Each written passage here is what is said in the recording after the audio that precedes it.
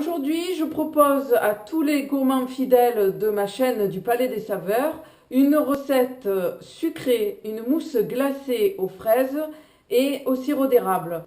Une recette qu'on peut réaliser à l'avance puisqu'elle sera glacée, il n'y a pas besoin de cuisson et qui donc peut être sortie devant vos invités qui arrivent à l'improviste. Je vous montre tout de suite la liste des ingrédients et ensuite on passe à la réalisation ensemble.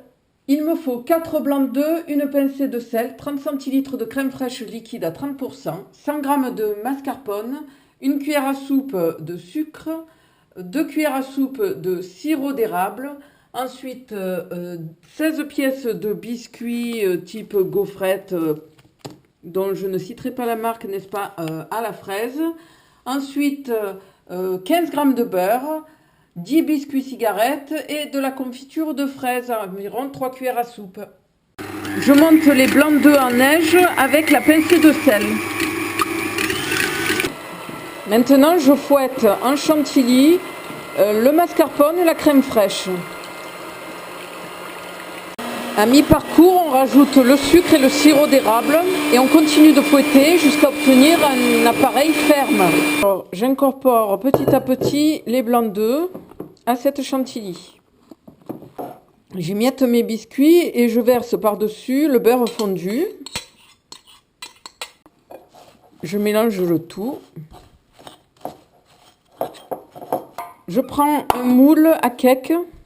Je filme d'un papier transparent alimentaire. Je verse la moitié de la mousse. Je tasse bien.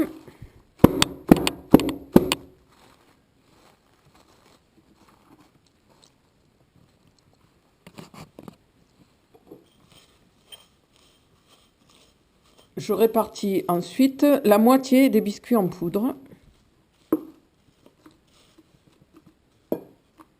Je répartis un peu de confiture sur ces biscuits.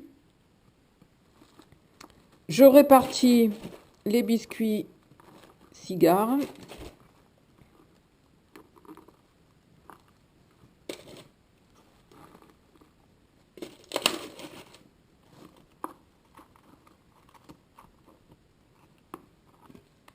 Je verse ensuite le reste de la mousse.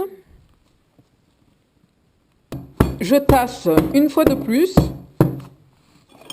Je verse le reste de mes biscuits. Puis je place pour 6 heures au congélateur. Voilà, le dessert est prêt.